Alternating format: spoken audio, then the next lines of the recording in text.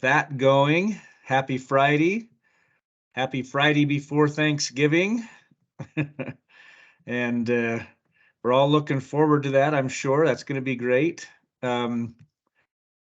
So here's the deal. I'm going to give everybody just a second more. I'm going to have somebody will read the little piece for culture that I have brought up, but here's the deal today. You got to raise your hand. So be ready on the button. The first person, this would be worth 3,000 tokens into your account. First person who can give me the mission. Okay. Joe needs that money. I don't. I just am excited because I can do it. Okay. So Joe's going to give us the good old mission, and then he'll get 3,000 points to use however he wants to. He can give them away or use them or whatever. And if I get them wrong, someone else gets them and can use them. That's right. I could get the last one wrong on purpose, so someone else could be like, "No, Joe, it's this." Yep, right? That's right. Build people, align with customers, innovate, disrupt labor services, and give back. Yay! Joe did it. Okay, so Joe, now you got to read this piece. I just picked one of the ones out of it, and if you can see that. Yep, I can see it. You guys can hear me all right? To align oneself to support, agree with, or form an alliance or partnership with a particular person or idea. Understand our clients' needs and wants by asking great questions and partnering with them to find solutions. Yeah. So, the mission has great pieces to it. And, we just went through and kind of fleshed that out just a little bit more. So what a great thing to form an alliance or a partnership with our customers. The other thing that it really stands out is finding out what customers' needs and wants are by asking what kind of question, Joe? It's right there. Questions? Great ones. No. Great questions. Okay, questions. Great questions. Oh, great questions. Yes. Yeah, and then partnering with them to find solutions. So those are great. Congratulations to Joe. He was the first one to raise his hand. He gets 3,000 points in his bank account, 3,000 tokens, and you hit it right on the nail on the head. So just remember to keep learning the 5 points of the mission, and I think they're great. So, all right. Welcome, everybody. Ted, it's all yours. Thank you. Happy Friday. Happy Friday. Happy it's Friday. It's Friday. Friday is my favorite day. All right. A housekeeping thing. I had talked about that we might shift this to once a month starting in December, and we are going to do that, but we're going to start in January, and we're going to change the format. We basically kind of thought, what did we set out to do, and whether we've accomplished it or not, whether you gain anything from this or not, or what, I can't really say. I hope you did. We put effort and time into it, but we feel like we kind of got to where we had wanted to get to, and so we are going to change the format. That we will stop this Friday meeting. This is the last one, and in January we will push the training more down to the team. So there will be leadership training to the executives that we'll do once a month, and then they will push that down to their team. The other thing we'll focus on is more team-specific training, but it'll be run by each group on what they want to do. So you might choose to focus on accountability or urgency with recruiters, or you may choose to focus on something with sales, or so this is the last one of these. We did the manager training, then we did leadership training, and we will keep doing leadership training once a month, and then that will either flow down to you or won't, based on who's over your organization and what they think and what they feel is most pressing. And I think it's they probably most of the time will. We'll also kind of reemphasize book. If some of you have backed off of book a little bit, that's part of one of our core value documents, things that every person, every team will be participating in a book reading and book discussion. So we want to emphasize that, and then emphasize just whatever skills are needed at the job level for the job. So any questions or anything? So thank you for everybody for your dedication and commitment to stay with these. We will be working on kind of what to do with all the content recordings and how to make that valuable, and should be accessible if you get a new team member and you want to use them, or you want to go back and figure out how to use them. That should be all there, and we'll try to make that a little more relevant and dialed in. So that's kind of to be figured out. But okay, so our last class, let's make it a good one. Let's jump in. I thought we would just kind of stay with what we're at, tie out, and really get into the part that's kind of opinions, but and there's no set style, but just talk about traits and different aspects, whether it's personality or practices of leadership. So I'm going to go back, at least to start with, on the document we had. I sent Carrie a few weeks ago. I will pull it up. Everybody see that? Carrie nodded. Okay. Yeah. So ultimately, we want to get down to this part, but let's kind of run through this real quick. I think some things as a leader to consider: you could allow your people to settle disagreements among themselves. I think generally that's a better idea. If you do have to intervene, then you should at the right time, but I think it's better to not become the parent in the relationship, with them. Let the group struggle with the challenge, even if you know the answer. So don't be so quick as a leader to jump in and preempt the stuff. Or sometimes even if you don't know the answer, but you have an opinion, sometimes, quite often, I think sometimes I do okay at this and sometimes I don't. And I speak first, and it's like, okay, well, I guess that's what we're doing. Everybody sort of shuts down once you talk. So you should try to speak last as often as possible and let people kind of discover stuff on their own. Give enough freedom. Some mistakes will be made and lessons learned, but I think you would also add to that enough parameters that they won't drive the business off a cliff or something disastrous, or themselves or their team. So you kind of you need to find that right sweet spot of letting them learn and be empowered, and also have enough boundaries to protect them. I'm going to just do something real quick here. Oops.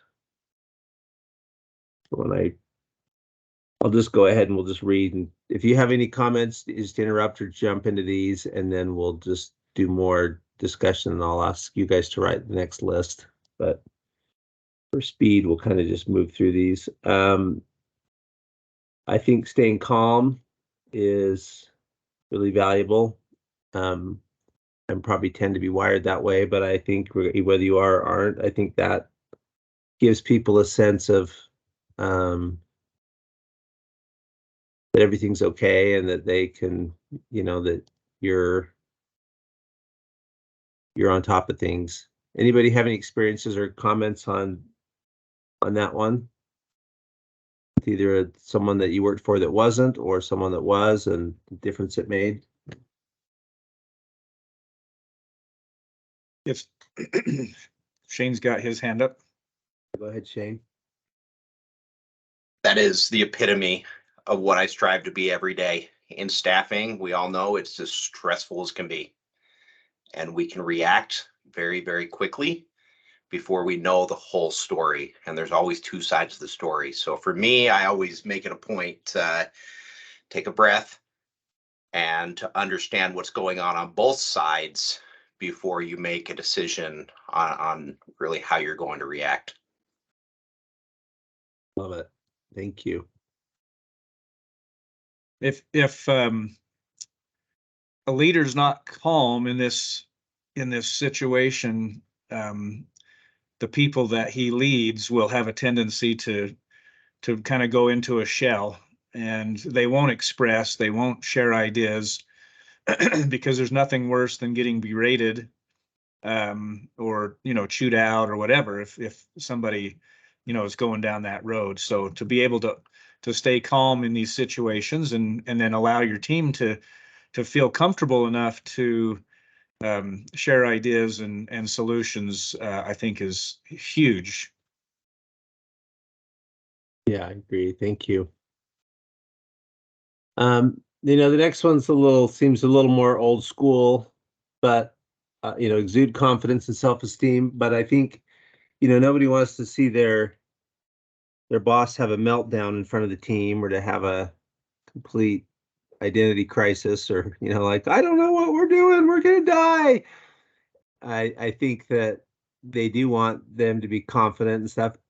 And one of the greatest things you can be as a leader is be real and be like, and to be humble and open. Like, I don't know what we should do. I don't know how to fix this. But I think you can still be confident to say, but I have every confidence in this team and that we can do this. I believe we have the right tools in place. We have the right things to fix this. But I don't have all the answers, and I have very few of them. But I do have a lot of questions I can ask. I think it's great. The leader does not have to be all-knowing, and you should not try to be, especially if you aren't. But even if you are, things change. There isn't, we have this discussion a lot in staffing, and like, I am not a staffing expert. I don't have years and years of staffing experience. I mean, I guess I've got somewhat. I've owned a staffing agency for 12 years. So that gives me some perspective, but I'm not a staffing expert. But I don't want to be a staffing expert. I don't even, and it's like, well, this is the way it's always been. It's like, well, okay, but we're not trying to do what everybody's always done. We're trying to be different. We're trying to be better. We're trying to be, so I want to be out of the box anyway. So I think it's great. It's okay that you don't know what to do. As a leader, you can just be curious, ask good questions, be attentive, be thoughtful. Now, why reinvent the wheel if literally something's been cooked? It's silly just to throw that out too. And so we should stand on the shoulders of all the stuff that's come before. We should use the best practices in every discipline, from finance to marketing to human resources to operational management, in our cases, recruiting, account management, sales. So it's just a blend that you need to be curious and open. We need to be seeking and trying to do better and looking for new ways and better ways. And we shouldn't throw the baby out with the bathwater. We should try to be additive, but always exploring. Never be like, I know what to do. That's a fixed mindset that just says, I've done this. And there are some little things, like, let's say that you have your favorite dinner you want to cook. I mean, but sometimes it's fun to experiment with your favorite dinner and your recipe, and you want to change a little bit. And other times it's like, no, I just want to knock out a grilled cheese sandwich for my kids and be done with it. So there's a balance, but I think in any of that, it's great to be confident. Even if you don't know the answer, you can still be confident in the team or the process or yourself. All right. Always see the positive no matter what's going on. I think that fits with the other one. I think that's really important. I'm sure people, and at times to be honest with what's going on both, but you got to be I think that's our 3-to-1 in our high performance journaling that we do with the Griffin Hill system. Change and progress comes from our strengths and where we're building momentum.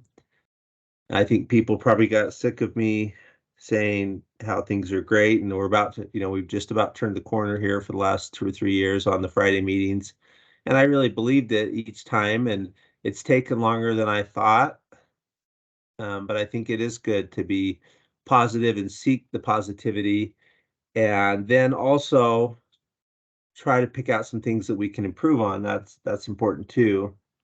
But like I used to watch my little kids' junior jazz basketball games, and it was, I'd be like, I'm only going to say positive, and I mean, all I could see was stuff they did wrong. It was just everything was wrong, and it was hard to be like, and so I'd be like, boy, great hustle. You ran fast. If sometimes you got to dig a little deep to see the positivity, but I think we should always see the positive. And we should be, it's the Stockdale paradox, I think, that we talk about, that we're realistic, we're honest about what's going on, and yet we're not overly positive and not overly negative either, but I would say we have a positivity bias. Give praise to people, set an example by your own behavior. I think people want to see a leader that walks the talk, and that's also integrous. I think if there's a gap there, probably anything you're doing falls apart if you don't do number H. Communicate progress and accomplishments to your group and to management. So kind of lock in our wins and identify them as we go. Same thing with clients. Sometimes we do some amazing things for clients, and yet the clients don't maybe even notice, or they just forget, or they don't recognize us. And it's important, like in a QBR or when we go meet with the client, to identify our wins and lock them in and just say, here's what we did. We did this and this and this. We accomplished this. And I think it's good to kind of identify what those are. We talked about number J before, called it the window in the mirror, when we were talking about a level 5 leader last week. So you would deflect credit when things go right, and you accept the blame for the team and think people under you when things don't go right. Make sure the course that you're trying to take the team on is clear, and success and scorekeeping are clearly identified and defined. Another, there's a lot we could discuss on each of these, but this is kind of a boring part. I'll knock through these. Again, you can interrupt me with any questions if you aren't clear what something is. Manage resource allocation. That's something that leaders do, is pick, what your team can do. That goes back to number P, the bottom one here, part of Green and Clean from the book 7 Habits that we've talked about. That kind of says, here's what success looks like. Here are the resources available for you to do your job. Here is the feedback loop. Here's when I'm going to check in on you. I'm available to help, but we're going to have an accountability session once a week. And then here's where I'm at. And that's basically a great way to delegate, is you get very clear and on the same page about what is success and a win look like. What is the outcome of the job? What are their resources? And then your job is to allocate and provide those to your team so they have the tools and other resources to do their job. And then also they're clear about success and identify, and accountability, an accountability meeting with you. All right, walk the 4 corners, spend time with your team. In a virtual, I don't know that we do this as well in a kind of a hybrid environment like we have, and we're also kind of spread across the country, but we do, I think at times some of us get out there, and but I think that's important to, whatever your environment is, you kind of walk the 4 corners of your environment and be with your team. Sometimes it helps to have a compelling vision that you're trying to win, or a common enemy. I know the Utah office was striving for 10,000 hours, and I think that was something that they rallied around. And It didn't have to be an enemy. But I think Nike's was beat Adidas for a long time. They just wanted to do that. I think in the 60s, the space race for the United States, it was because of Sputnik. The Russians put a satellite up in space first, and it freaked everybody out. And so that created the whole NASA push. And we were like, we're going to put a man on the moon by the end of the decade. And so sometimes a common enemy helps to have us united against trying to beat a competitor or something, or mostly just compelling vision and outcome. Hopefully we have those but then you have to relate that may not mean anything to your team of whatever the company's compelling visions are. So you have to relate that down to say, how does that relate to us? Which again, I think the Taylorsville office did really well with the 10,000 hours. This one's more about leverage and delegation. A lot of people just try to do everything themselves, and you've got to have, sometimes we can't afford it, and you do need to do everything yourselves, like Jessica does.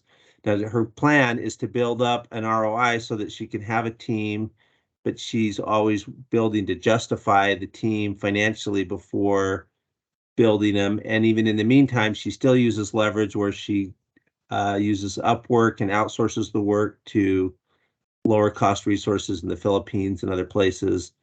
And then a lot of us do have teams and we still don't use them enough. And so delegation is a great aspect of leadership. And we've already talked about the 7 habits. All right, let's switch and talk about what you think of or you see as leadership traits or values. There's really not a right answer. We kind of talked about that this last week, that there's Carrie's way of leadership may be entirely different than Belinda's, which is entirely different than Shane's, which is entirely different than mine, and they all can be fine. I think there's some general principles that often work. Some of the stuff we just talked about to kind of keep a team going, but as far as traits and stuff, I don't know that there's a right or wrong one. So this is your guys' time. What stands out to you as a leadership trait? Listening.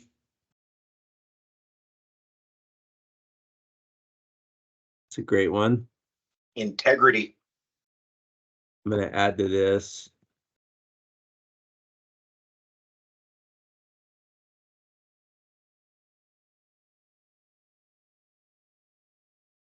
Integrity is a great word. And I think it's one, it's overused, but on the other hand, it's I think not misunderstood, but like you think of the integrity of a submarine. If you're down at 10,000 feet below the ocean and there's a tiny little chink in your hull, and the integrity of your hull is not good, that's a problem, right? And you're under, and so it's a lot more than honesty. It's completeness, it's thoroughness, it's that we don't have chinks in our armor. It's a lot more than just being honest. So I love integrity. Empathy. Would you? I didn't hear that. Empathy. It's a great one. Visionary. I'd say courageous. I didn't hear that one either, Techie. Courageous. I love that. Empowering. And I'll send this list out too. And This might humility. fall under. I heard Jessica's. I didn't hear the other one. I said this one might fall under listening, but consultative.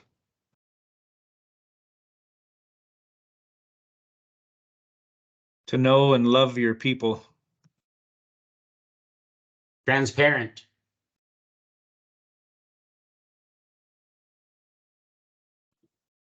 Accountable. Ask good questions.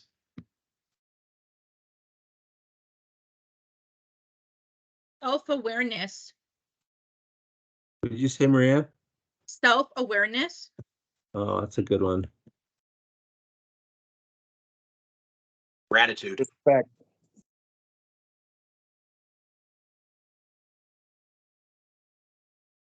Positive.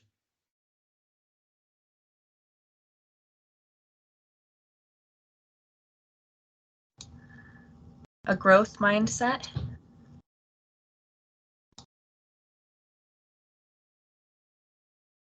Motivated.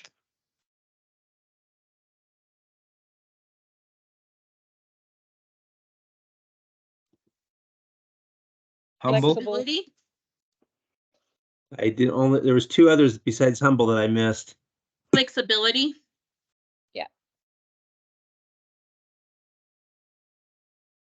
And there was another female voice. Mine was flexibility, but I'll go with agile.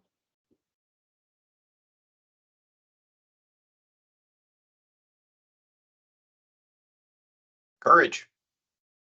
I think we have Proactive. courageous. Creativity.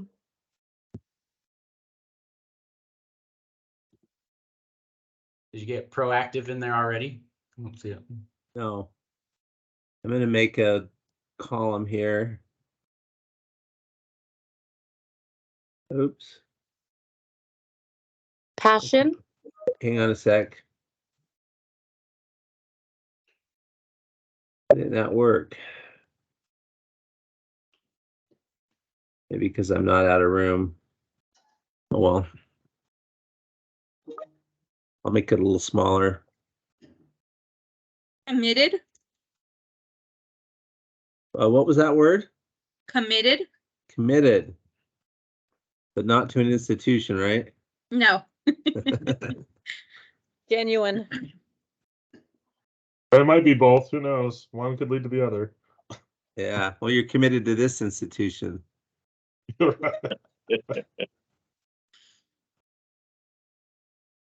I will bring over my little list. This, I already sent this out to you guys, but these were ones, I mean, I have lots of and I'll pull in some of them. We talked a little bit about curiosity and humility, but I think a sincere discontent for the status quo, back to be like, well, this is how it's done in staffing. I'd say, you know, I don't, great, but we're going to do it better. We're going to disrupt staffing services. We're going to do things better. And again, and not throw the baby out with the bathwater. Let's not reinvent the wheel here. But I do like that. Desire to help people achieve their potential. We talked about, oh my goodness. I just forgot the book. Carol Wiseman. We talked about Larry Gelwick last week. What is it? Multipliers. Multipliers. Yeah. And I think to help people identify and see, and these are ones I was striving to build literally here at SMART, not just in general. I want us to be goal-oriented, self-directed lifelong learners. We've talked about that. I think that would be, I would say, I mean, I just told my daughter this last night, both actually my kids. The point of college is to become a self-directed lifelong learner, is to learn how to learn, is to learn how to think, and is to learn how to communicate written and orally. My daughter was saying how she's got so many friends that cannot articulate themselves either in paper or in a presentation, and that's a lot what you get at school. That's one of the main things we were trying to do with this little management leadership course. I think being visionary and strategic, being driven, achievement oriented, be strategic, work on the business, not just in the business. So every day you're trying to step outside the little hamster wheel you're on, and just, you know, as we're turning around, that we need to try to make something better. We already said communication, persistence, have organizational ability and being able to be organized and stuff. Empower, we talked about stewardship, delegation already, and creativity and innovation. We talked about creativity. So those were some of the ones I had on a prior list. Let's keep going.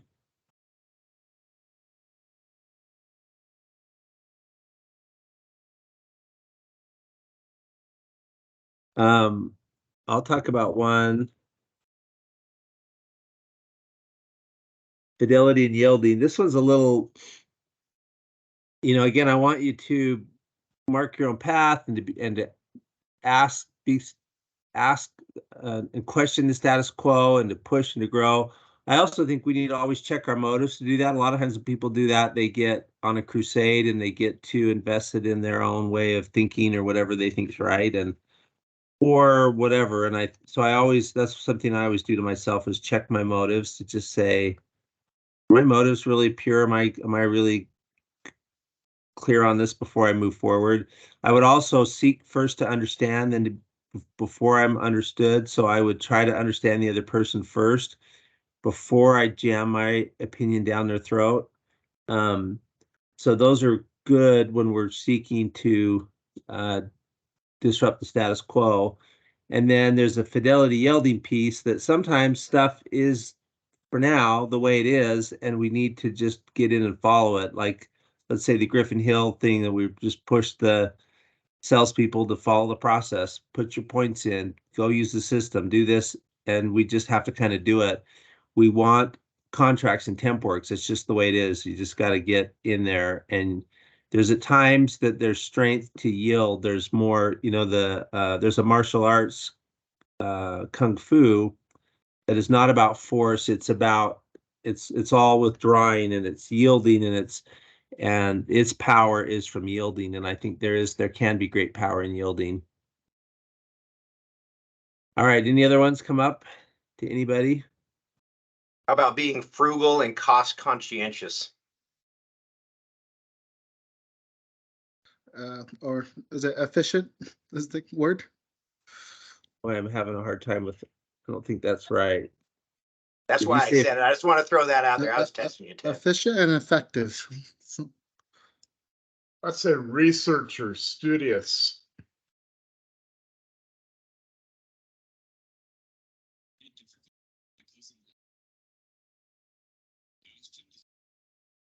driven, ambitious, goal. I spelled that wrong. Fiscally responsible.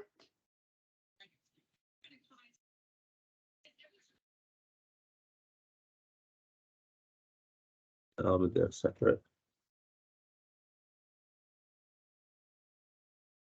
Have you all heard the thing to being responsible versus, in addition, as a thing of responsible?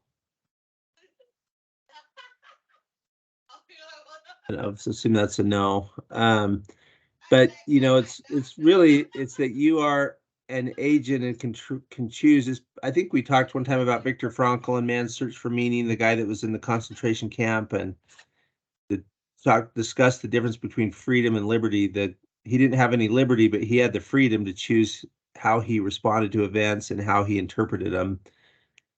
If I'm really going to be responsible and in control of my life, like, nobody ever hurts me. Nobody hurts my feelings. I hurt my own feelings. I hurt me.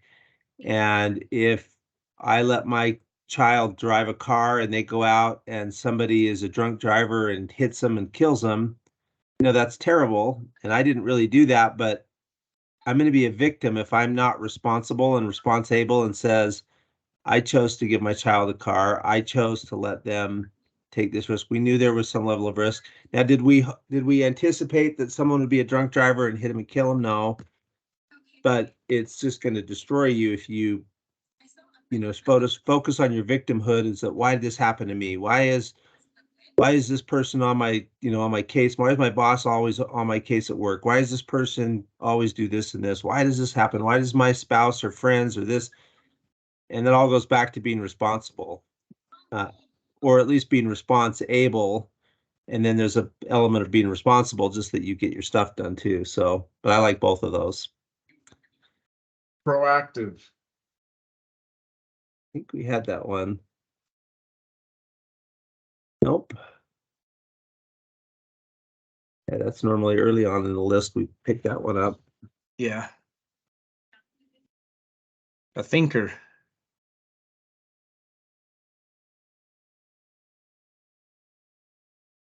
We hit this, I'll say a talent. Well, I'll just go ahead and say it. It's a little redundant from what we said 2 weeks ago on tract.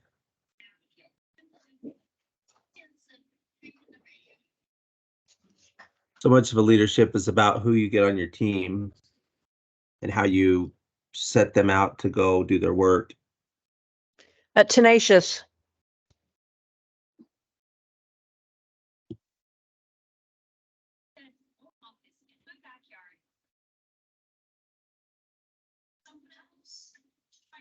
That one fair? Is that kind of unfair to have intelligence and is that a measurement of leadership, is intelligence and how fast you can learn and assimilate things? Do you think that's Yeah. unfair? Depends on who No. you're leading. Yeah. I don't know if this one fits, but an influencer. You have to influence your team. Yeah. You do.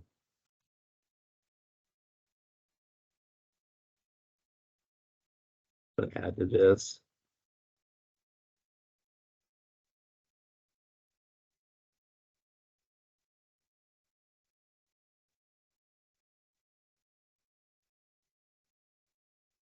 One I've used quite a bit before, and there's this, a lot of these have a dual side. There's a dark side and a good side to that. If you're too self-sufficient, then you're going to probably sink the ship. But on the other hand, if your boss or your team members or your colleagues are doing your job all the time, or what was that book?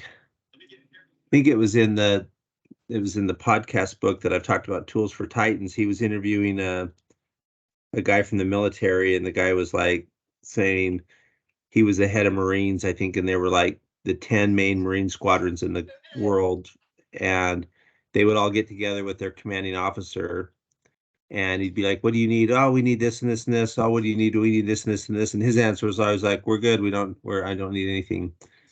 Because he's like, "Oh, that's my job to deal with that and figure it out." Now, I also think you should engage your boss in resource allocation and things that you need and kind of problem solve, but I think it's good to be self-sufficient as much as possible. And again, avoid the dark side of that, which is too much of an island or trying to do everything yourself. How about a unifier? Trustworthy. What was yours, Maria? And then I'll get Kyle's. Trustworthy. Do you all know my favorite way to say that? Worthy of trust. Worthy of trust.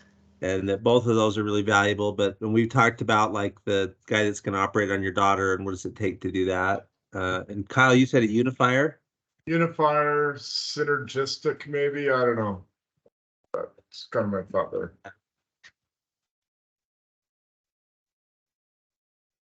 Say adaptable. You said Going back list- to 40, what does that actually mean? I'll let Kyle answer that.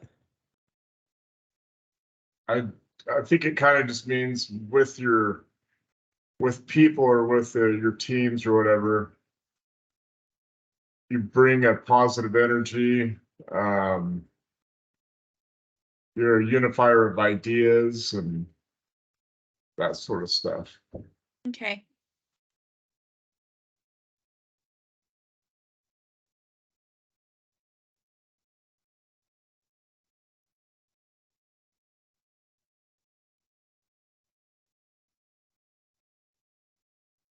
Something like that.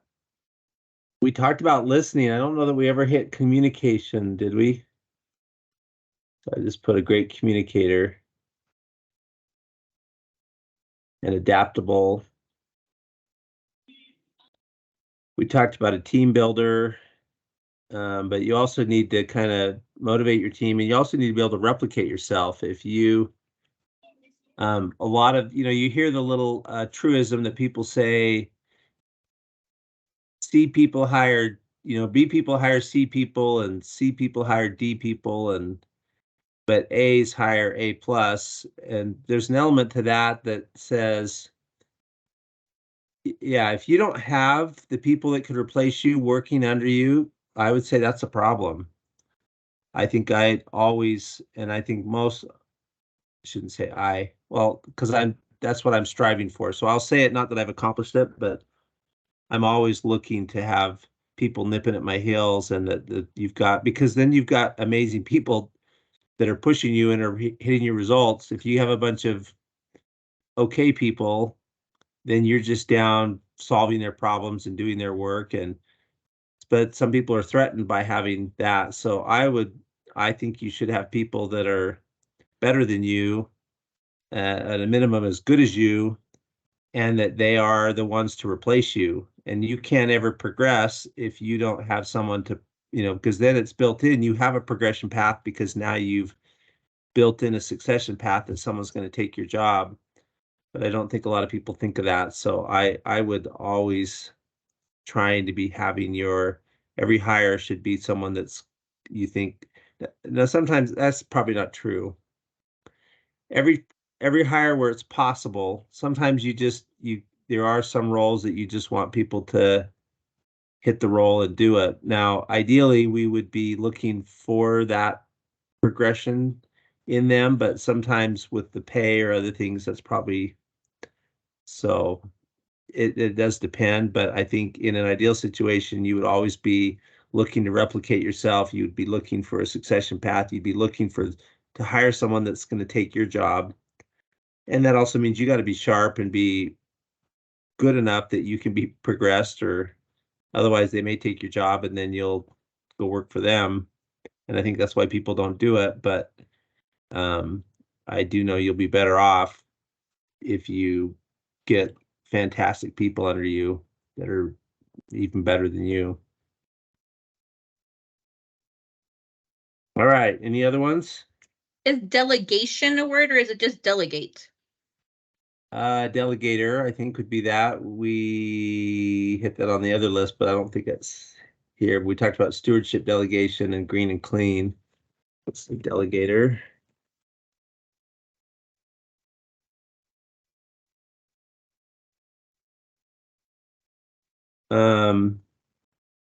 Just had one. Let me just read from my. We hit did I write just self-sufficient down? Yeah. Teachable. That's back to being humble. I don't know that we said teachable by itself. Another one is that it's called like the letter to Garcia, if you've heard that story, but it's just they figure out how to get stuff done. I don't know how to.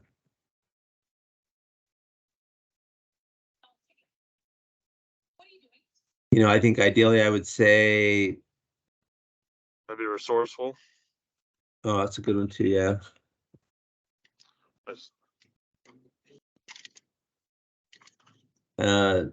Shane, I want to open an office in Bridgeford, Connecticut.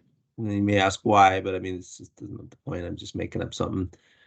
And but I want to have 100. I want to have an order for 100 people before we do that. But I'd also want to have a leadership and a branch there available. We go take care of that, and they'll figure out. There's a lot of ambiguity there. We don't know anything about Bridgeford, Connecticut. Who are the clients there? What kind of talent pools there? What's even the real estate office location, and how would we manage that from here, and all kinds of stuff. But I think great leaders figure that out. They just figure out how to get it done, and they go solve it.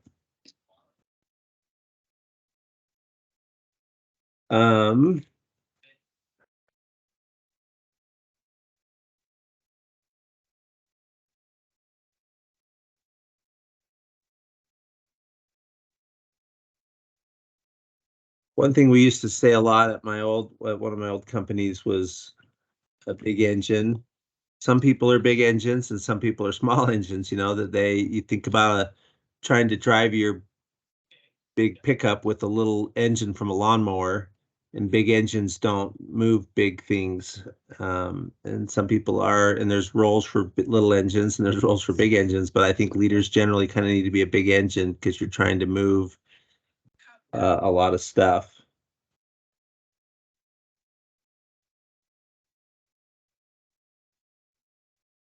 I would say they're a creator.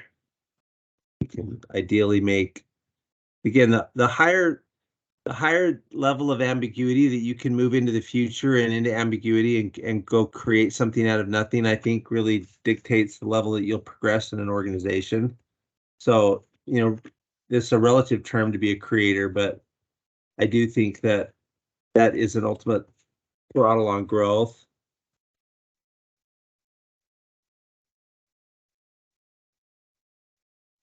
Did we add passionate?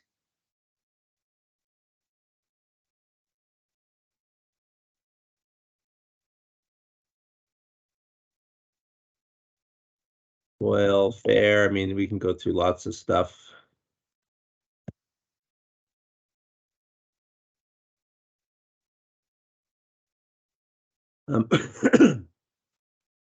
Let's talk about that span of control thing for a minute. So I do think that the amount of time a person can effectively work into the future without direction, so I'm talking about work, using discretionary judgment to make decisions and solve problems to achieve specific goals, that's the ultimate measure of what level someone fits in an organization. Let me, I probably can't.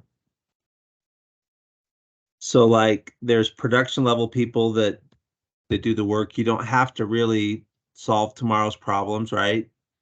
You just do the work of today. I have to make 50 calls and place a person. I have to build the boxes. I have to make the hamburgers. I have to do whatever I do. Then there's the people that supervise the people that do the work, and they have to make sure the work gets done.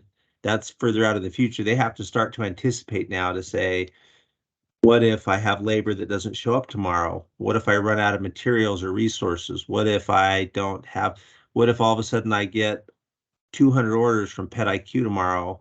Am I prepared for that? And so a supervisor has to move more into the future than a worker, because they have to start to anticipate what may or may not happen, so that because their job is to make sure the work gets done. They don't do the work. Now, sometimes you do. Sometimes the supervisor will work with the people, but they have to make sure that the work gets done.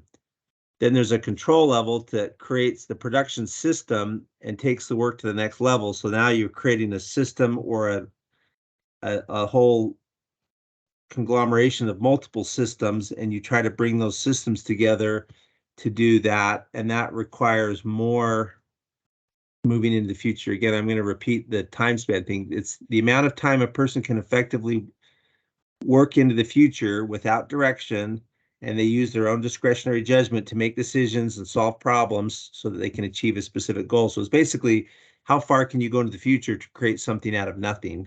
I mean, is the ultimate aspect of that.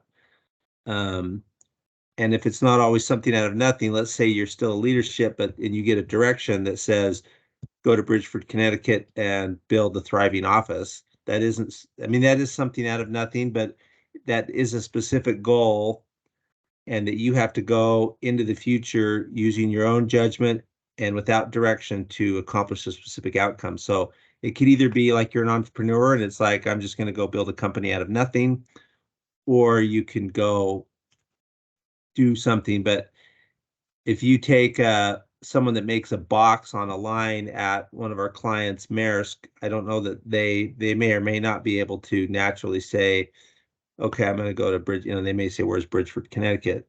But, and then what's an office? What's a, you know, they aren't prepared to go into the future like that and create something out of nothing. Then there's an integration level of leadership, which then integrates all the systems and the subsystems into a whole system. So now we've got recruiters at a Taylorsville branch, and they have a recruiting manager, and then there's a branch manager. And ideally in our model, we'd have an assistant branch manager, which is like an account manager that's over all of our clients. And there's a whole system to deal with our clients and take care of everything there and make sure that we get billed, and that we pay our temps and do that. And we have a recruiting engine that drives that. And then we have a safety program, and we have to integrate those systems. And how does safety happen within the on-site program? And then we have a sales program that goes and brings new clients in, and that we have QBRs where we check up on the clients and we do bulletproofing with the clients. And then we have a financial system where we keep track of that and we evaluate and measure the business. And then we have a marketing system that drives qualified leads to the salespeople so that they can close that. And then we have a training system for the managers. And then we have, and that's within the staffing organization. And then we do the same thing with skilled labor in trades. And then we do a different thing with an app and trying to do with 1099 workers in the gigs world. And then we do a similar thing in search. And then we're starting consulting. And I mean, that's a lot of different systems that are different that we integrate, and that's a different level of complexity to bring all those together and to unify that and to manage it, and that's a different level. And then there's a visionary that says, okay, who's, you know, if this is what all is going on, what's going to be the future in 6 months? What's going to be the future in a year? Where are we going to be in 3 years and 5 years? What's going to be going on in the macro environment in the world? What's going to be going on with our competitors and our customers? And where are the trends? And what's, you know, I'm kind of seeing around the corner and trying to anticipate what's the lay of the land and where are we going and what challenges we're going to face and how do we be prepared? And then you have a priority selection to say everything becomes back to resource allocation. We can't do 1,000 things at the same time, so we have to pick our poison. And what are we going to focus on? And how are we going to try to do that? All within the context of what I said, that every business exists to attract and keep a customer. And then we use strategy to try to do that so we're sustainable and we do it with margin. We make money, and it takes strategy to do that. And then we do that through people. And so you have a people system. So you can see with leadership, there's different levels from doing the work to supervising the work to controlling and building a production system to try to make the work replicatable and predictable, to then integrating and even getting multiple systems, and then to being visionary and out on the front. And I think your level that you can progress in that is the level that you can move into the future and use your own discretionary judgment to make decisions and solve problems and create something where nothing existed. All right, that was a good long little tangent I did, but any comments on any of that? You just want to go, let's just go back to the list. Let's get another, give me another word. All right. I think we had 52 things on the list. That's a pretty good list. Is that a job description? Of what I just said? No, well, that and all of the list of the 52 things. Yeah, kind of, it is. I don't know about you guys. I don't know about you guys, but I'm going to start looking at clients in Bridgeport, Connecticut. Yeah. Well, So you Google map it first and figure out where it is. No, I don't think we want to physically expand, which is the good news. For a while, that was one of our strategies, is we kind of wanted to always be in new places. And I think we really are.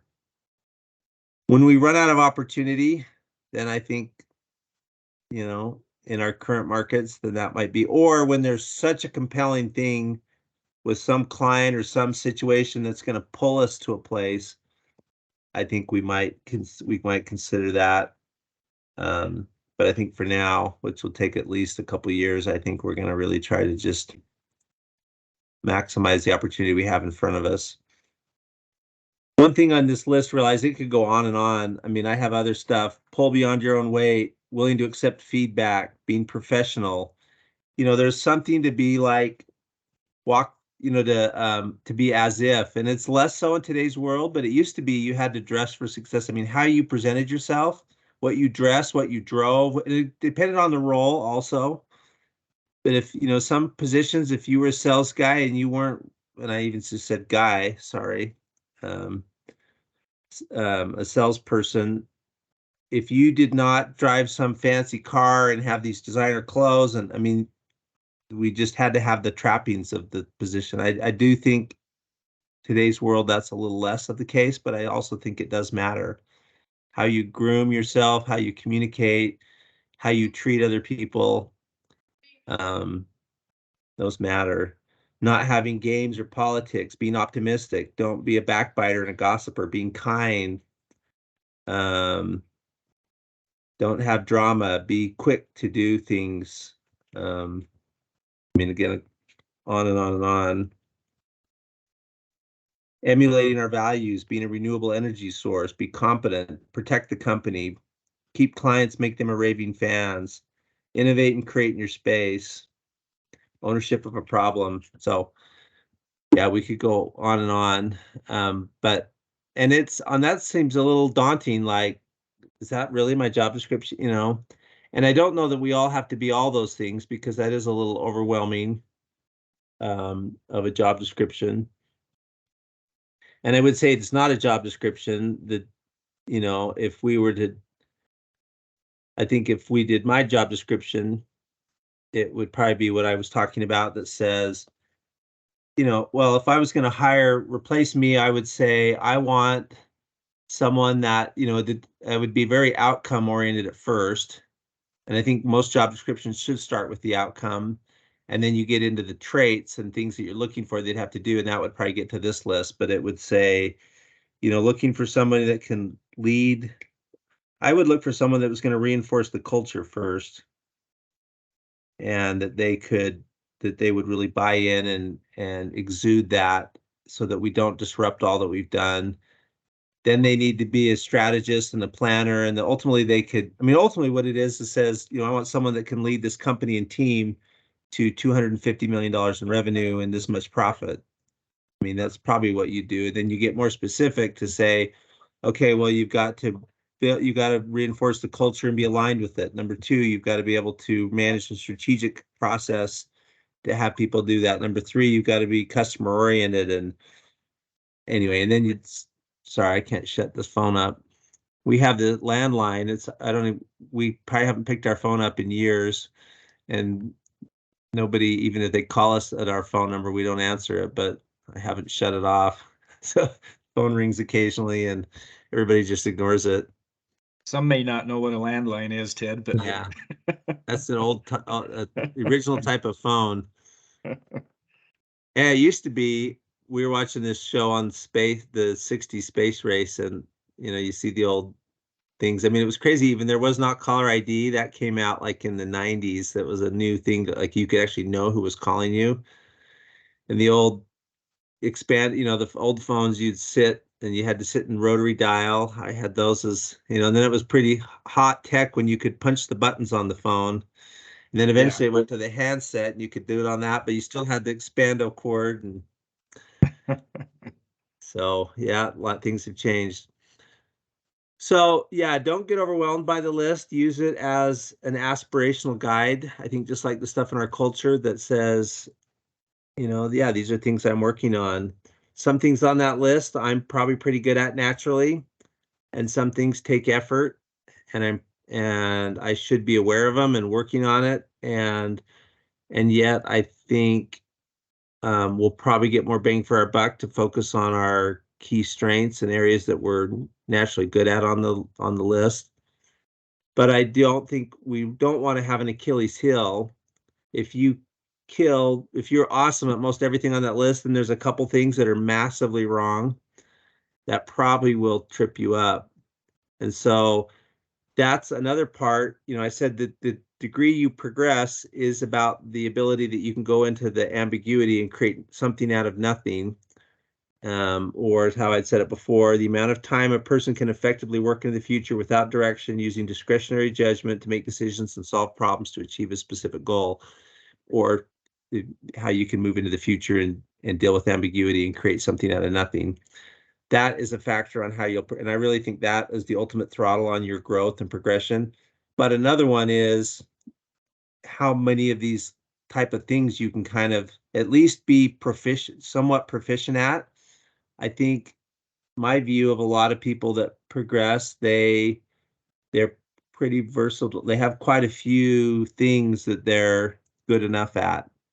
And definitely not some massive Achilles heels if you had all this stuff and yet you had an incredibly toxic personality, or you were just so horrible to people. And again, some people can succeed because despite that, because you see that sometimes with actors or professional athletes, that they're so good at something that they do and they're so terrible at as a person or everything else, but yet they still progress and and succeed despite that. And everybody knows what their flaws are and they just ignore them, because which almost empowers that person to not change because they just get away with it. But I don't think as leaders, generally, we can get away with it unless you go start your own company and invent the next iPhone or something.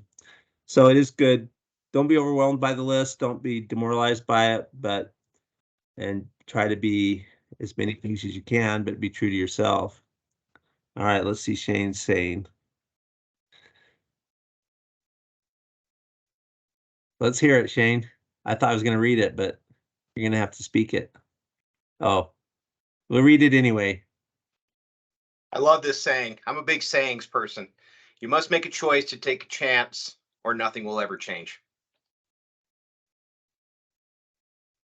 Very true. All right. Well, I appreciate all of you. We are out of time. And I don't know that we capstoned this exceptionally well, but I would say, if I sum it up, I would say, take care, love those you lead, take care of those, care about them, worry more about them than about yourself and what's in it for me and what I can get. And we do need to take care of ourselves. We're here still working to provide, but I think if you take care of your team, they'll take care of you and things will kind of result. Be honest with yourself. Self-deception leads to self-destruction. If you really aren't some of these things and you aren't, or you really are like way out of your depth to move into the future and to be like, holy cow, but I'm going to pretend, that probably will catch up to you. So I would say love those you lead, know yourself. That's a big one. Be true to yourself and then just try to progress every day. Tomorrow will be a little bit better than today, and the day after that a little bit better, and one step at a time.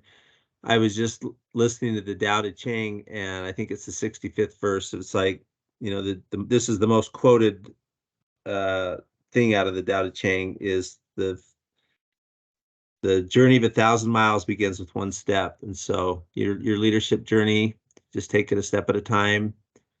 Just deal with tomorrow, and the rest will take care of itself. One last thing, since I thought of the Tao, I think it's like the 67th one says, it talks about that real power is coming from being a servant leader and being below everybody. And he talks about how the ocean is lower than everything in the planet, and yet it is the most powerful force on the planet. And everything has to return to the ocean. And it's not a thing of control. It doesn't exert anything. It lets water fall and water returns to it because it's below it all. And it is a little more description. You could read that to decide, but I think that's a great thing to say, to be he who is least among you or greatest among you, let him be least among you.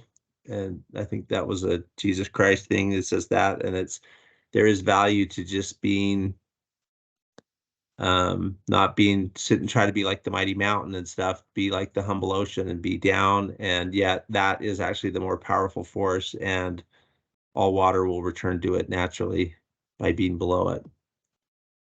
So love all of you. Appreciate you being here. Appreciate your contribution and commitment and everything you do every week and every day.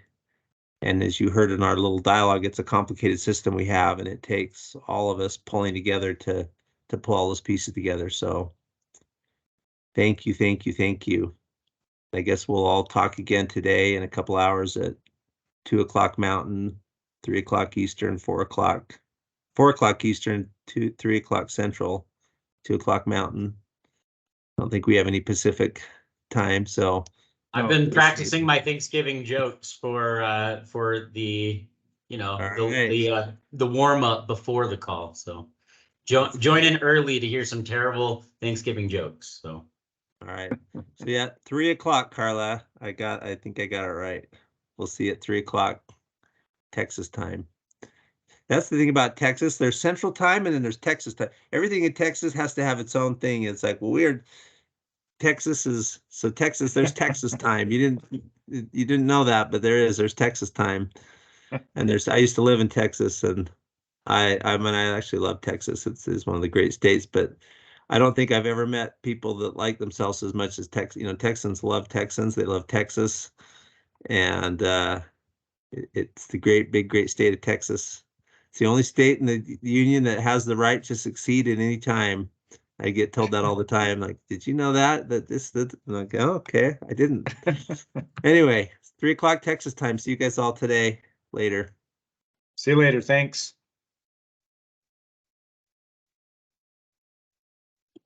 Thanks.